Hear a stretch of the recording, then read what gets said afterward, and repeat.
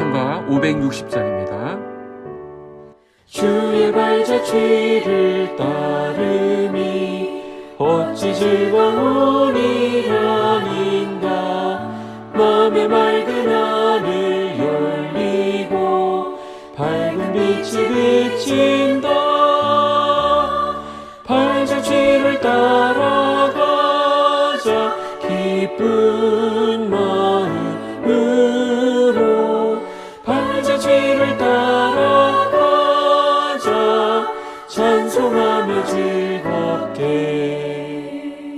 주의 발자취를 따르미 어찌 행복한 일 아닌가. 맘에 악한 생각 사라져 밝은 마음 쌓든다. 발자취를 따라가자 기쁜 마음으로. 발자취를 따라가자 찬송하며 즐겁게.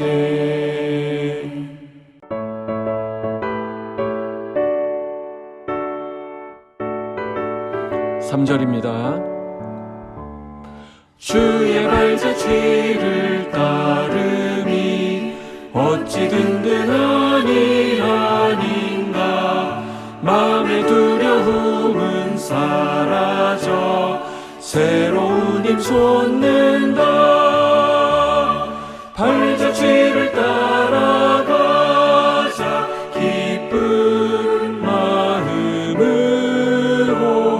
발자취를 따라가자 찬송하며 즐겁게.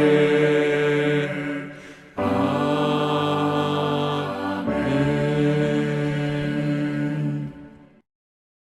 오늘 우리에게 주시는 말씀은 에베소서 5장 1절에서 7절까지입니다.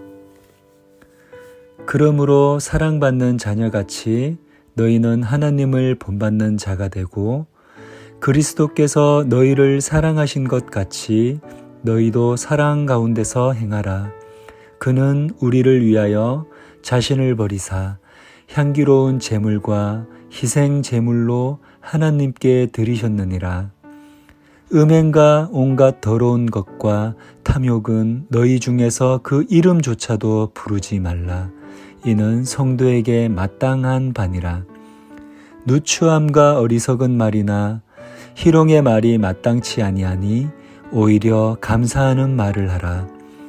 너희도 정녕 이것을 알거니와 음행하는 자나 더러운 자나 탐하는 자 곧 우상 숭배자는 다 그리스도와 하나님의 나라에서 기업을 얻지 못하리니 누구든지 헛된 말로 너희를 속이지 못하게 하라.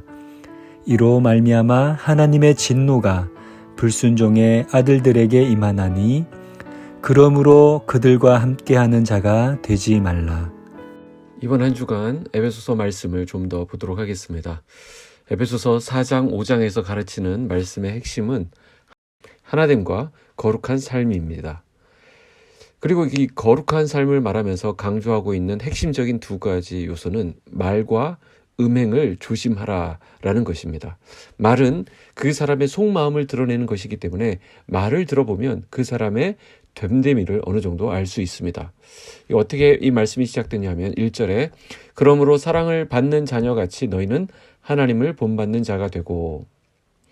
여러분들 혹시 모창 가수들이 노래하는 것을 들어본 적이 있습니까?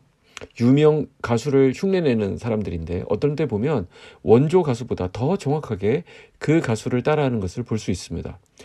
원조 가수를 따라하면 할수록 점점 더 그 가수를 닮아가는 것을 보게 되는데요. 놀랍게도 노래 부르는 그 모습과 실력만 닮아가는 것이 아니라 그 원조 가수의 생활 방식까지도 똑같이 닮아 있어서 놀라움을 금하지 못할 때가 있습니다.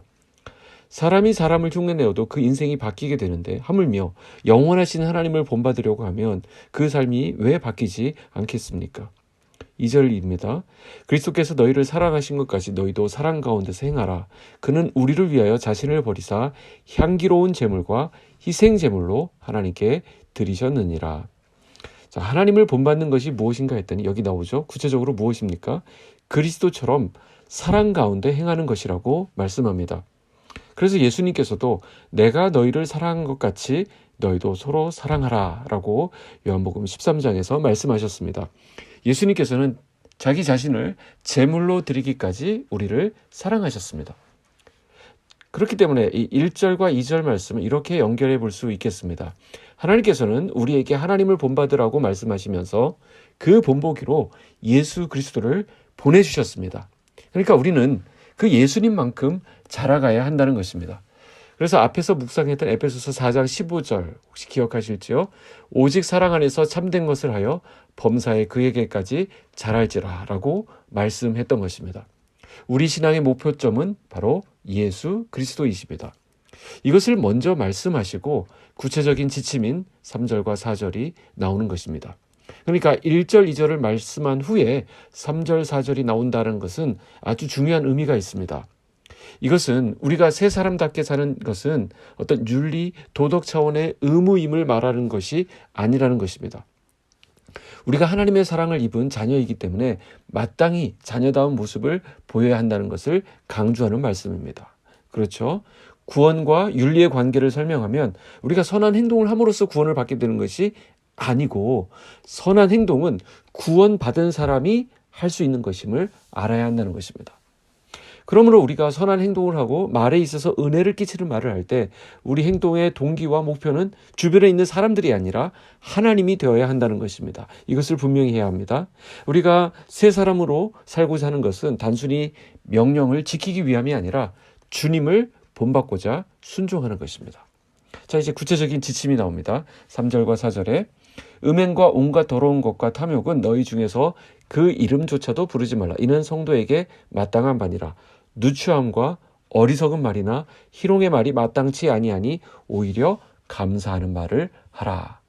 즉 마땅한 것과 마땅치 않은 것들을 잘 구분해서 말을 하라는 것입니다. 자, 마땅한 행동은 마땅치 못한 행동들을 쉽게 구별하도록 해줍니다. 우리가 하나님의 자녀라면 성도답지 못한 행동이 무엇인지 금방 알게 되죠. 이 감이 옵니다. 그래서 그 이름이라도 부르지 말 것들이 무엇인지 우리는 알 수 있는 것입니다.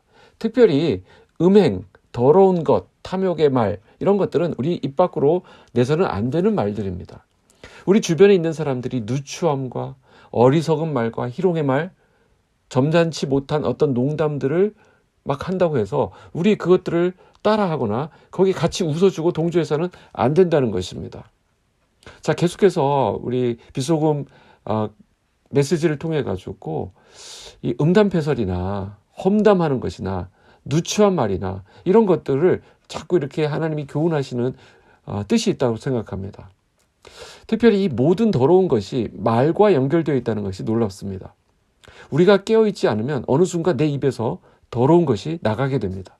은혜를 끼치지 못하는 말들을 함으로 어느 순간 성도답지 못한 행동까지도 하게 된다는 것입니다.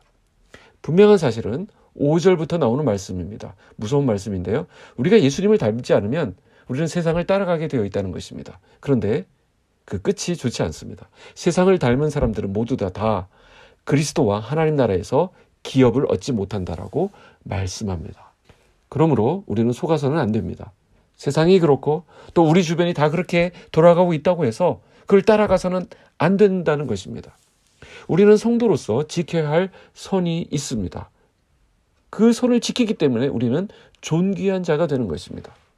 여러분 혹시 바다에 가보셨나요? 그러고 보니 저는 이제 바다 못 가본 지 참 오래되었네요. 자, 바다를 가보면 어떻습니까? 참 좋습니다. 마음이 편안해지죠.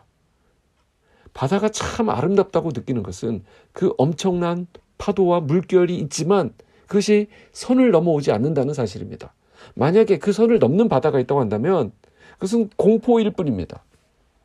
우리 내일 말씀에서 살펴보겠지만 우리는 빛의 자녀들이라고 말씀합니다. 우리의 정체성을 확인하고 오늘을 시작할 수 있었으면 좋겠습니다. 어디쯤에서 우리의 생각이 멈춰야 할지, 지나친 염려, 지나친 분노, 선을 넘는 말, 우리는 알 수 있습니다. 모두 마땅치 않은 말들이라는 것을 우리는 알 수 있습니다. 오히려 우리가 넘치게 해야 할 마땅한 말이 있습니다. 그것은 바로 감사입니다. 4절 마지막에 오히려 감사하는 말을 하라. 이렇게 말씀하고 있죠. 넘치게 해야 될 것들이 있고요. 넘치지 않게 해야 될 것이 있다라고 말씀합니다. 이 말씀을 기억하는 오늘 하루가 되기를 축복합니다. 기도하겠습니다. 하나님, 우리에게 하나님의 사랑을 부어주셔서 감사합니다. 우리를 위해 자신을 버리신 섬김과 또 그 희생을 보여주심으로 우리 삶의 목표와 사랑의 기준을 알려주신 주님을 묵상합니다.